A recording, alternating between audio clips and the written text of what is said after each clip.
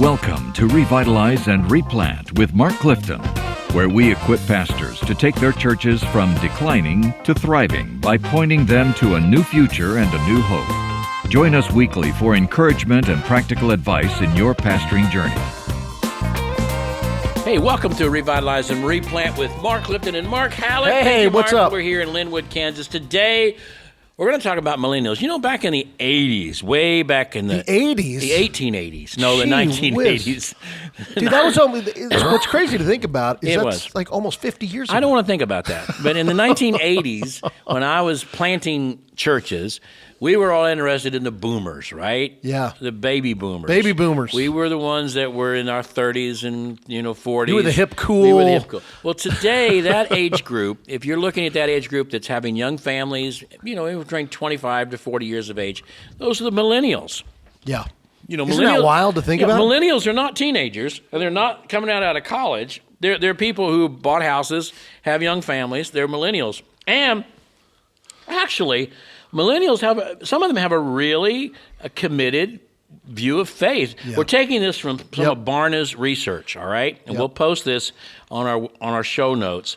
But here's some harsh realities of millennials and their understanding of Christian faith and what attracts them and what keeps them. So as we're looking today, not at reaching boomers with young children. I'm in my 60s. I'm a boomer, but now it's the millennials with young children. And I'm not even a millennial. You're not even a millennial. I'm a Gen Xer. You're a Gen Xer. So millennials are Kyle over here. Yes. And then his kids are Gen Z. Yes. But millennials are the young families, for the most part, that we're looking at reaching. Absolutely. Yep. Absolutely. And one of the things we have to realize is they're really more spiritually engaged than you might think. They really are even more complex spiritually than you might think. According to Barna, about 1/4 of these millennials say they attend church once a month. They also say they attend a Bible study or they read their Bible on a regular basis.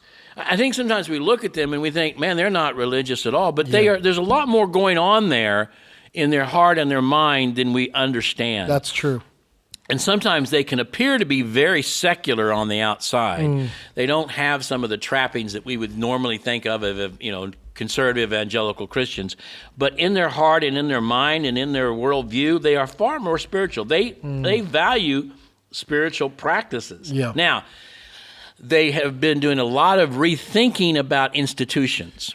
And therein lies they have seen where institutions, all kinds of institutions, have failed them, and including the church. And by the way, I was just thinking the other night, I just now because of Instagram and Twitter and YouTube, and it's on your phone, you're looking at stuff all the time, just bombarded with stories of every single pastor who abuses a child or abuses someone or a failure. It's like it's constantly before us. Yeah. And that just reinforces to these young millennials that church may not be a particularly safe place for my family or for me, but it doesn't mean that they're opposed to spirituality, and it doesn't mean that they would even be opposed to a church if they felt like they could truly trust it in many ways. Well, David Kinnaman, who is the president of Barna Group, he's written 2 actually great books that I would recommend on this topic. One's called You Lost Me, and another one is called Unchristian.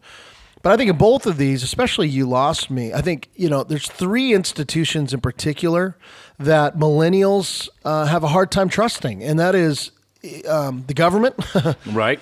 And even like marriage and family. It's why the rate of delayed marriage, if marriage at all. And then thirdly is the church for the reasons that you're saying. Right. And so the thing is, you can either just complain about this and say, well, they need to get their act together. You can say, man, we need to engage them where they're at. Exactly. And the reasons why there's that distrust, and how do we help rebuild trust with this generation. And don't assume that mistrust means that they don't have any spiritual instincts or spiritual desires or curiosity, because they do. But again, I couldn't agree more. Family has disappointed them. Government has disappointed them. And let's be honest, many times the institutional church has disappointed them. Let me say something to this too, Clifton, because the church where I serve as a pastor, we have a lot of millennials. We have a lot of young families. And what's interesting is in previous generations, I even think about in the world of apologetics, okay? Yeah. It was like, Well, listen, we're going to assume that they don't believe the Bible, that they don't believe in Christ. But listen, a lot of those, you're going to meet some folks like that, but a lot of these millennials, man, they're not asking those questions. You know what I mean? Exactly. It's like, well, hey, I mean, I believe in God, and I believe, you know what I mean? So in some ways, are we scratching where it's itching? You know what I mean? Right. It's like, or are we fighting battles that maybe boomers were dealing with, or even Gen Xers, but millennials are in a different place. And one of the things is they are spiritual. They're very spiritual. Do we know how to engage them where they are in some of the struggles that they're having, specifically with institutions? You know, I remember one time Spurgeon was talking about it. You take me to two plots of ground. You take me to a ground with nothing on it at all, completely bare, or a plot of ground full of weeds, and I'll choose the ground full of weeds because I know something can grow there. Wow. Okay? And I think maybe that's kind of where I think of millennials. Yeah, maybe their spirituality is kind of messed up. It's a little off cue. They don't trust the church. But there's something there. And you can pull those weeds and put something in their place. Yes. You know that ground can produce some kind of life, some kind of soil. Man, that's good. So That's so true. I kind of see it like that. Number two, the millennials want to make room for meaningful relationships. Now, I know we're oversimplifying this. I understand that. So just don't send me an email and tell me what I already know. But in an oversimplified way, boomers were really interested in organizations and structures. You know, the big church. Can you provide stuff for my family? Do you have all these things going on? Millennials want to know about relationships. They want those close-knit, trustworthy relationships. They want authenticity because they don't trust institutions. So they don't care how big your institution is. They don't really trust it. They trust people. They want to know they can be trusted. And they deeply value relationships, close relationships, and they don't have as many of them as they would like to have. Which is why, let's be honest, this is one of the great opportunities normative-sized churches have, is to actually engage millennials on a relational level, right? It's not going to be our big programs. Not that I'm against programs, but it's not our programs that are going to attract you as much as we love you, we know you. This is a place where you can be connected. We see that all the time, don't we? We see folks, millennials who go, man, I want to be in a smaller church. You know, I want my family, I want my kids to be known. Well, I want to know my pastor. Barna says here that 59% of millennials who stay active in a church have some strong friendships with members older than they are. I love that. Versus the 31% who do not. I mean, I think having that millennials value multi-generational. They value having grandparent-type figures around them. Many of them don't have their grandparents near them geographically. That's right. That's been a shift in culture. That's right. And so they like having grandparent figures around them and their children. They like leaning into that. They love relationships. Look, if you're trying to engage and connect to millennials in your church, dial back the programs and dial up the relationships. Oh, come on. And give us opportunity for relationships. Say that again, bud. That's a great quote. Dial back the programs and dial up relationships. And in order to have relationships in your church, you've got to create margin and time and space for those relationships. Totally. On-ramps for those relationships.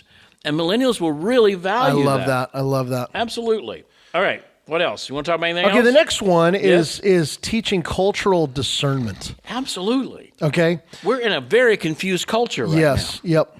And here's the thing, like everybody, but millennials, they're looking for answers, man. It's like, how does faith in Jesus relate to this crazy world that we're living in? Because they're bringing up children in this. Exactly. And their kids are in school. How do we navigate this? And they want to know how to navigate it. Yes. They don't want to just know, and excuse me for being overly simplistic, they don't want to just know that it's evil and we need to be afraid of it and pray that Jesus comes back and this whole place burns and we all go to heaven. That's true, but I've got a third grader right now in a public school. What do I do about that? What do I do about that? That's exactly How do I right. handle that? Yes. And giving them some tools on how to be gospel parents in this very secular culture. Because basically, even we boomers, we didn't have to face that. Yeah, that's right. I mean, I did not have to face things with my kids that my own children have to face with their kids. That's true. And so millennials are wanting some cultural discernment here. And that's why one of the best things you can do practically is offer a course. Offer a course, not just maybe to your church, but to the community. How do we help navigate these waters with our young people, right? There was a book that just came. There's a lot of books being written right now of deep concern with children and engaging culture. And so I would say, listen, Pastor, you've got an opportunity to help equip your people and equip those in your community. I look at even like Linwood right here, this whole community. Right. You know, there's folks going, dude, this is a different world than I grew up in. What do I do? How do I help my kids or my grandkids, quite frankly? And frankly, what they want... They millennials respond to, and they want the truth, and they want to know how to apply the truth. Yeah. But they want it expressed in love, not in hatred and vitriol. Yeah. In other words, you can go to any cable news network, and you can find vitriol on both sides. Yeah. Okay, that's not what they're looking for. Yeah. They're looking for truth, absolutely. And and basically this. Are you ready? How do I live rightly in a broken world? Mm-hmm. And so if you think through that lens and preach through that lens, we live in a broken world. It's going to get even more broken. Here's how you can live rightly in a broken world. Here's how you can live lovingly in a broken world. Here's how your children can live correctly in a broken world. Yeah. That is what they will cling on to. They are desperate to hear that kind of, how do I engage the culture? How do I protect my children from the culture without becoming hateful to the culture? Yeah, that's right. And becoming sort of a polarization kind of person. You're always going to find those folks, and those voices are loud. But most are not in that lane. They are right where you're saying. They're wanting to know, how do we live this out and help raise our kids in this? Yeah, and one of the things that the writer says here is that they don't want overprotective impulses that are driven by fear of the culture. Yeah, that's a big thing. I think, guys, that's where many of us find ourselves, because the culture is so frightening to us right now that all they hear in our churches is, we got to be afraid of it. Fear. It's getting bad. It's going to get worse. Yep. That's not what they want to hear. They want guidance on engaging the culture in a meaningful way and how to live a distinctively Christian life in this culture. Guys, please think about that as you're working in Millennials. Please, that's what they want to know. The idea of finding a way to bring their faith in Jesus to the problems they encounter in the world seems to be one of the most powerful things they're looking for. Yeah. And if all we do is just say the world is terrible, sin is awful, this place is awful, and then that's not going to relate where they are. And this leads to the next one, which is embracing the potency of vocational discipleship. Now, really what all that means is millennials, and I meet a lot of young men, millennials this way. They're going, how does my faith really make a difference? What should it look like in my 40-hour-a-week job? Exactly. Connecting my worlds. It's not just, man, I give an hour and a half on Sunday. Like, literally, how do I work for the glory of God as a Christian in this world? And that matters, because we're called to serve the Lord in different ways. I'm in my 60s, and I don't know how much more time I've got left, but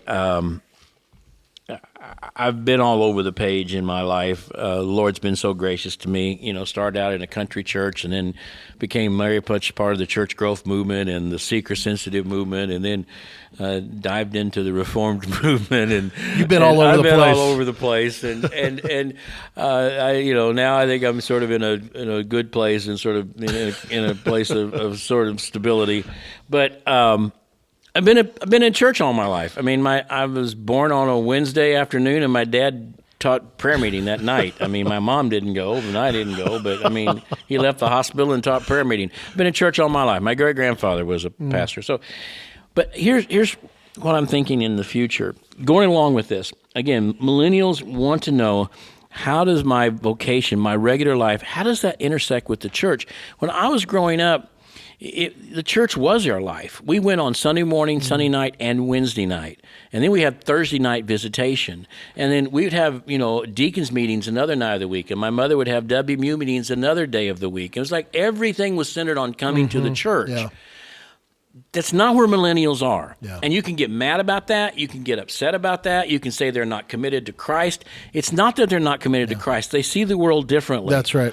And I'm thinking, as I'm thinking through this, I'm thinking, does the Lord want me to maybe plant another church? And I don't know this. I'm just talking out loud here. But what would a church look like if we came together, maybe even on a Sunday evening rather than a Sunday morning, and we came together and we worship together.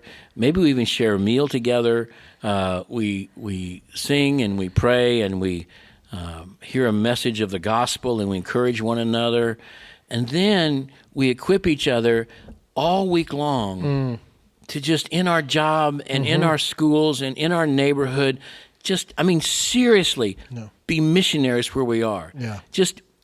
I know that seems overly simplistic, and there's a whole lot to it that might or might not work. But in my mind, I'm thinking, as millennials, they want to know, how does my 40-hour-a-week job work? How does my work in my neighborhood and with the PTA and with the homeowners association, how does all that fit in with my Christian walk? Exactly. And if you could create an environment where you had really almost no programs in church, but you gave people opportunity to and equip them, and you've got to equip them and encourage them. Right. How do I really live out my life? Could I really? And you think that's kind of how the first century did. I know. I was going to say, man, they just met read in the New homes. Testament. They met in homes week to week, and then they just went out and told everybody about Jesus. Yeah. I don't know. No, I love it. But then again, what do I know? That's how I end every sermon, by the way. That's my benediction. But then again, what do I know? Well, I'm just thinking out loud, because we look at this and I realize millennials don't trust organizations. Yeah. They don't trust institutions. And we live in a very anti-Christian culture. And maybe we need to spend more time preparing our people how to live rightly in that culture. And then what I'm trying to say is free them up to live in that culture. Yeah. Right? Not make them feel guilty. Because they're not coming to church 5 doing times a million a week. things a week. Yep. Okay, here's the last one here. Is facilitating connection with Jesus. I mean, it all comes back to this, right?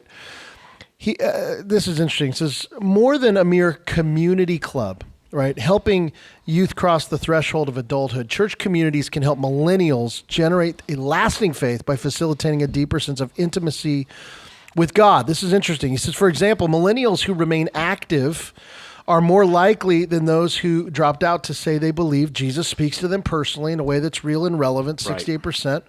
Additionally, actives are active in their faith are much more likely to believe the Bible contains wisdom for living a meaningful life. So again, how are we helping millennials not only understand, but live into a real living relationship with God? I'm telling you, I've talked to many millennials in the last few weeks. So this is why this is so much on my mind. And they don't have the commitment to the institution that I wish they had. I get a little upset with them sometimes. You need to be So do I. Oh, yeah. You need to be active. That's right. And they push back and they say, why? And I say, well, because of the relationships and the warmth in the family. And they look at me like, that's not happening at my church. I don't know. Are you going to a different church than I am? Interesting. That doesn't happen at my church.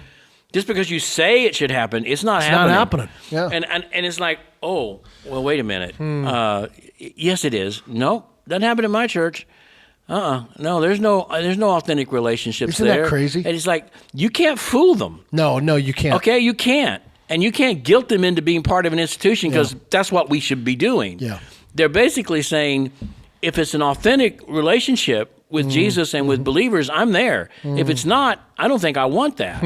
Now, again, we can argue and fuss and say, well, they're not being committed. They need to stay there and make it work. I get all of that. Yep. But the point of this is understanding how millennials think. That's right. And what their process is, and then making sure we address that in some way. Man, that's really good. I feel like we've been very confusing in this podcast. Hey, listen, it's good stuff to think about. You've done great. Have I done great? Good insights. You're just great. Just want to encourage you. I'm just an old, confused boomer. Hey, but listen, these are conversations, boomer. Listen, these are conversations. You are a lost, confused. And I think I want my Sunday night church because I don't get up on Sunday mornings as easy as I used to. Well, I think that's a factor for you. I think that probably is. All right. I'll let you know how it goes if we do the Sunday night church and see what that happens. Yeah, we'll see what happens there. Start a whole new trend. All right. I don't know. See you guys later. Thanks for joining us today on Revitalize and Replant. This podcast is brought to you by the North American Mission Board, where we help dying or struggling churches regain health for the glory of God and the good of their communities. If you found this conversation helpful, don't forget to subscribe to the podcast on your favorite platform. To learn more about becoming a replanting pastor or to explore resources about revitalization for your own church, visit churchreplanters.com.